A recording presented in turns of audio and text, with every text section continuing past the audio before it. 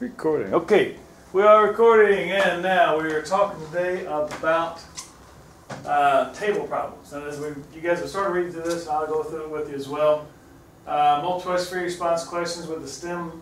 The question includes a table of numerical information, and you're going to be asked questions about the graph, the derivative, or the integral. Okay.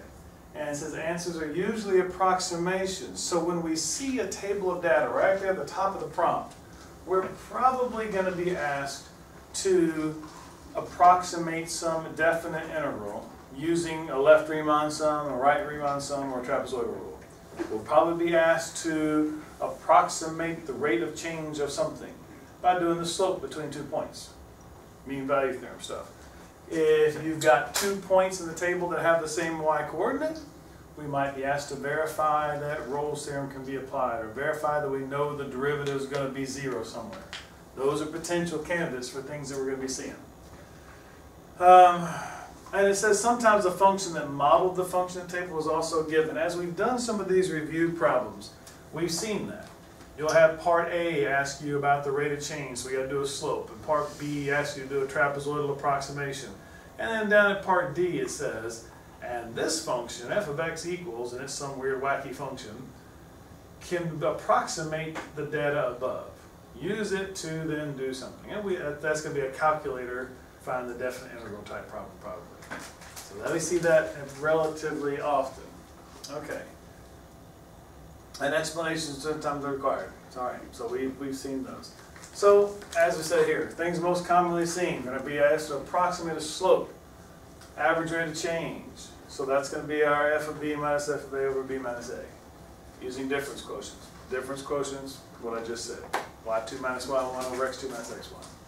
Riemann sum or trapezoidal approximation, explain the meaning of a definite integral, which is going to be, we've seen, integrals are the accumulation function, the adding up of a bunch of stuff. So the total amount of water leaked out of the tank, the total distance traveled by the object, whatever it might be. Calculate tangent line approximation. We've done a few of those. We'll see what we see tonight. Maybe we'll get a couple more of those under our belts. Units analysis. Okay. Now, let's see the thing on the bottom, one thing not to do. So one thing not to do, do not use your graphing calculators to produce a regression equation that uses, and use that to answer questions. So, I mean, we haven't even really done that, maybe ever, I don't know. You guys probably did it in your Algebra 1, Algebra 2 classes. We get a bunch of data, you put in your list 1, list 2, do a regression to find a line of best fit or a curve of best fit. I think, Tala, you may have done it on one of the homework problems. You mentioned it at least, you know, at one point. You don't want to try to find an equation to fit the data. They want to see that you can do a trapezoidal approximation or something. All right, so using a regression formula that you come up with won't get you anything. So, yes, sir? Do you recommend us to like map the points before starting the thing? Well, question, would I recommend you to graph it before you start? Sometimes I like to get a visual. It helps. Is it absolutely mandatory? No. You know.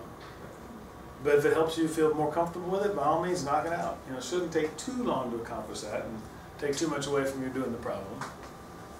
Sometimes it really helps. I like to see things visually myself. So It'd help with the Riemann sum if you're doing a left one or a right one. yeah, that is absolutely true. With the Riemann sum, because you may have to interpret. Is this Riemann sum going to be a over approximation or under approximation? If you've got it graphed and you can see it increasing, well, the left Riemann sum is going to be an under approximation. The right Riemann sum would have been an over approximation. So that, yeah, it'll help in that regards. Yes, sir. This might be off topic, but what are the 4 things we're allowed to do with our calculator? Oh, we mentioned that here. The 4 things you're allowed to do with the calculator. Okay. Do numeric derivatives. So second, calculate 6 the derivative. Do numeric integration. So the second, calculate the integral. Find the zeros of a function. There's 3.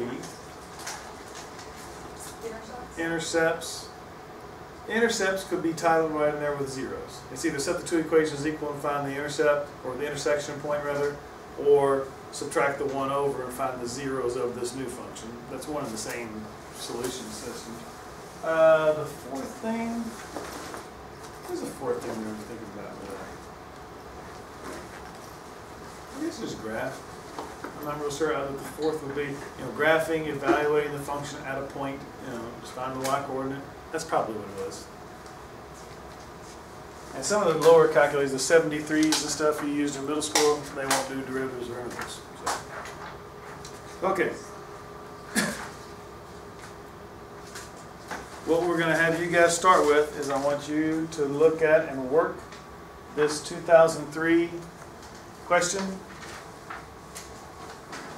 And we'll give you the 15-minute allotted time. And if it takes you all 15, fine. If you get done a little bit early, we'll just rock and roll at that point. I want you to work through one, and then we'll discuss your solutions.